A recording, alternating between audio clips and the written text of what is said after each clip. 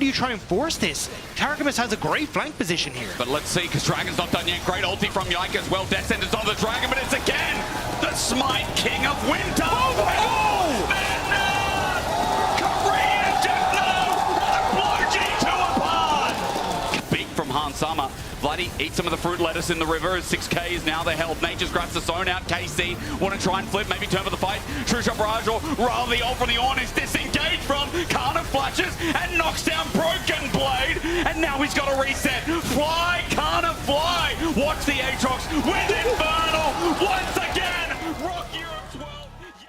When I was watching the LEC finals, I noticed something odd about how G2 played. In both clips, KC destroyed them at Dragon, which is a testament to how well KC are playing, but also a rare sign of indecisiveness from G2.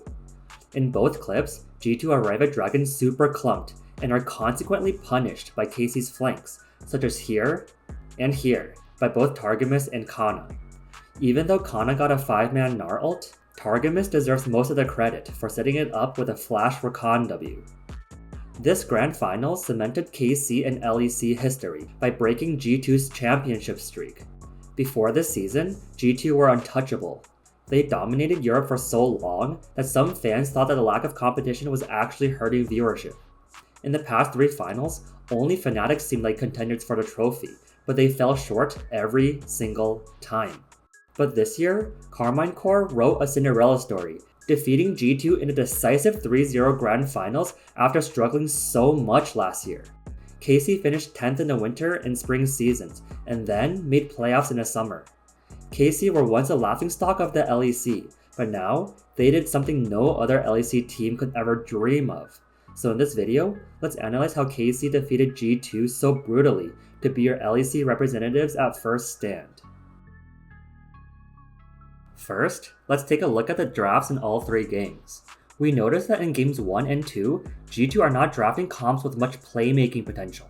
Instead, they drafted safe front-to-back comps, with Orianna and Ezreal as their 2 backline carries in game 1, and Zyra, Tristana, and Corki as their 3 backline carries in game 2. These front-to-back comps were rounded out with tanks like Ornn and Leona, and Cassante and Blitzcrank. And playing these comps requires minimal creativity, just group and peel. On the other hand, KC's drafts have a lot of pick potential, and their win condition is to find picks and not let G2 get the standard front-to-back fights they want.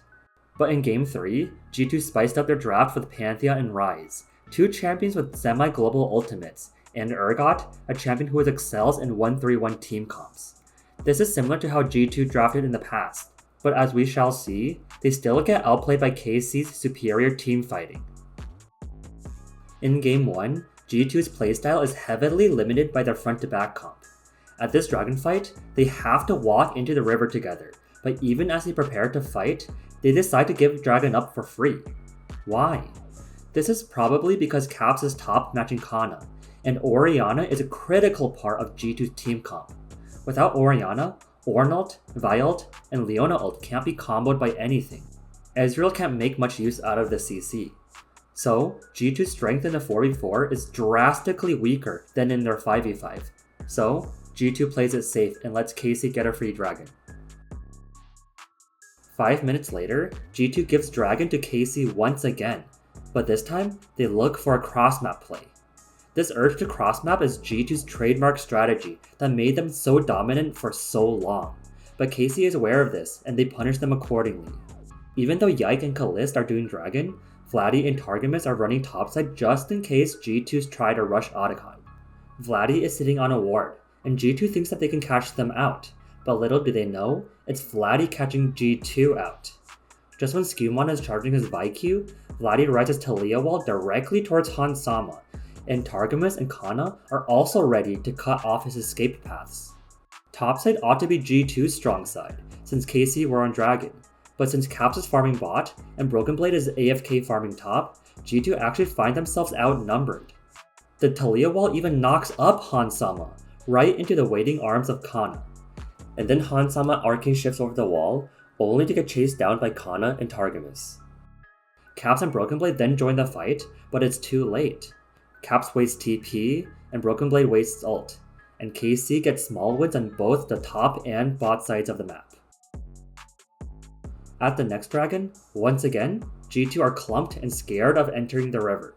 This time though, it's all 5 members grouped, but KC countered this with a flank from Canna, and the rest of them fanning out not to eat AoE spells. G2 gets desperate, and Broken Blade makes the first move onto Yike, but this is already losing. Notice how exposed G2's backline is after Broken Blade left them. Targamas sees this immediately, and he instantly goes for the flash rel ult engage, and Vladdy is ready to flick caps while Canna pops World Ender, because G2's world is about to end. Although Caps gets a shockwave onto Vladdy and Kalist, it doesn't matter because he falls and G2 is suffocating from this flank from KC. Han Sama gets out alive, but Labrov gets chased down. Broken Blade also donates his life as a form of protest against KC getting a free Infernal Soul. But this game drags on to an Elder Dragon fight, and I think KC might be trying to mental boom G2 by only taking dragon fights and crushing G2 every time. Once again, G2 are nervously entering from the river, and KC are slowly chipping Elder while maintaining a line of scrimmage to avoid eating AoE and prepare for multiple flanks. This is just world-class teamfight positioning. G2 has no choice but to group, and notice how anxious Caps is about Canna, who is right above him. Labrov is also trying his best to fend off Targamas, but Yike casts Maokai ult to force a fight. Broken Blade tanks the Maokai ult, but he gets CC'd by Talia Flick and can't even cast his Orin ult. Also, pay attention to Caps' Orianna ball placement. Vladdy and Kalist are super safe, while Canna doesn't mind eating a single target Orianna ult, and Yike makes space as a tank by rooting Broken Blade. Caps has no multi-man ult angles at all. KC does not give him any opportunity. Canna then chases down Broken Blade, and then turns his attention to G2's backline that has nowhere left to run. Skewmon does steal Elder for G2, but does it even matter? Canna squished all of them like flies. In Game 2, G2 drafted another uninteresting front-to-back comp, and the same exact story from Game 1 unfolds again at none other than a dragon fight. First, notice that KC does not want to start dragon. This is because starting it would let G2 get their dream front-to-back setup, so they wait for G2 to group in order to flank. However, Vladdy gets caught by Scumon's Zyra route and is initially taken down to half HP. Then, he makes his way back to mid to catch the wave. Actually though, KC do start dragon, but notice that it is rather non-committal. Only Yike and Kalist are truly hitting it, and Targamas is already looking for an off-angle flank. Han Sama then joins with the rest of G2, and they are just staring awkwardly at KC as they do dragon. This is such a rookie mistake from G2.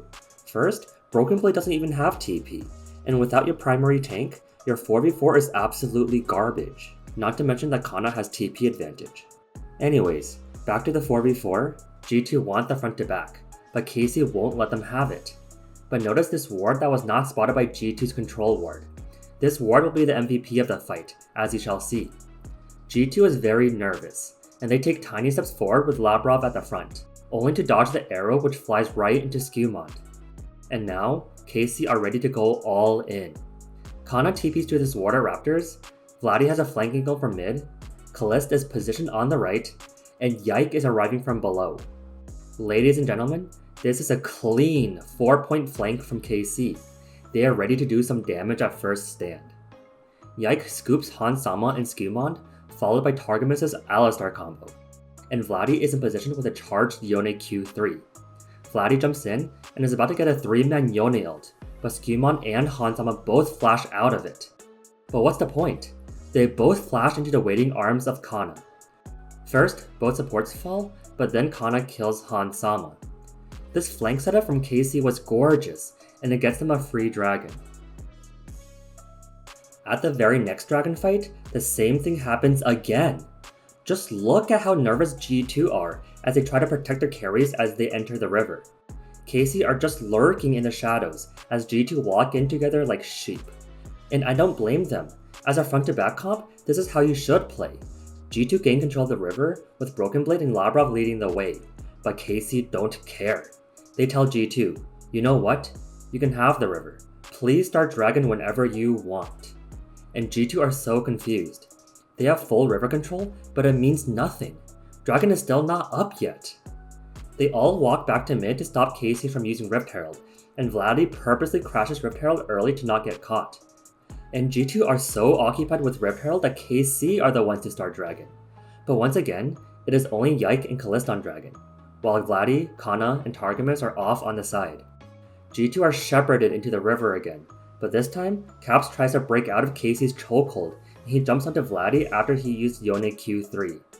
Meanwhile, in the 4v4, KC slowly whittle Dragon until Canna gets a perfect Rumble equalizer on all 4 G2 members. This zones them from Dragon, and Kalist's Ash Arrow also zones Skewmon to prevent the Dragon steal. Dragon is secured by KC, and Skewmon was just out of smite range.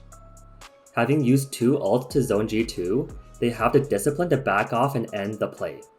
This is just beautiful coordination from KC that makes G2 look so lost. Is this getting boring now? Well, don't blame me, blame G2.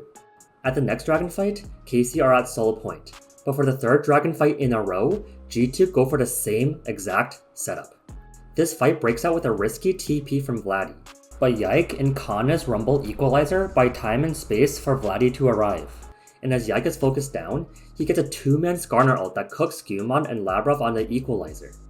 Yike buys just enough time for Vladdy to get a 2-man Yone ult, and then Yike flashes away with 1 HP. And finally, Targamas combos this with a flash Alistar Q. This wombo combo from KC gets them 1 kill, and honestly, it was a super close fight since there was no crazy flank.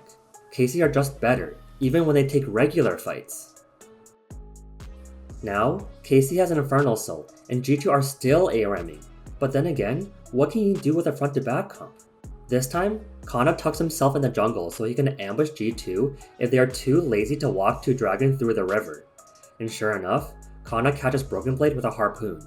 At this moment, KC are calling to chase down G2, not only because Broken Blade is slowed and at half HP, but also because Vladdy has a flank angle from mid. G2 look to kite into KC's topside jungle, but this allows Canna to get a beautiful equalizer, and for Vladdy to flank with Yone E, Q3, and Yone ult. This gets a kill onto Hansama as well as a delayed kill on Skewmon. Shortly after, KC gets Elder Dragon and has no problem ending the game. But this game was so hard for me to analyze because G2 did the same thing over and over and over again, and each time they just got demolished by KC. Maybe it's time to stop drafting front to back. In Game 3, G2 drafted a 1-3-1 comp with Urgot and Ryze, who are great split pushers. Also, Pantheon and Ryze have semi-global ults, which help them rotate quickly and catch their opponents out. However, even with a rotation-heavy comp, G2 still get out-macroed by KC. At 16 minutes when Herald is up, G2 make it a priority to get Herald to accelerate their 1-3-1 win condition. In fact, all 5 G2 members are around Herald, so KC punishes this overcommitment to Herald and get mid-outer tower for free. Then, Broken Blade gets top tower, but this is traded for Canna getting bot tower. But then, G2 dial up the pressure, and they use Rift Herald to crack open the top inner tower. This puts both teams at 2 towers each during this recent exchange, but Canna is unrelenting, and he might make it 3 for KC.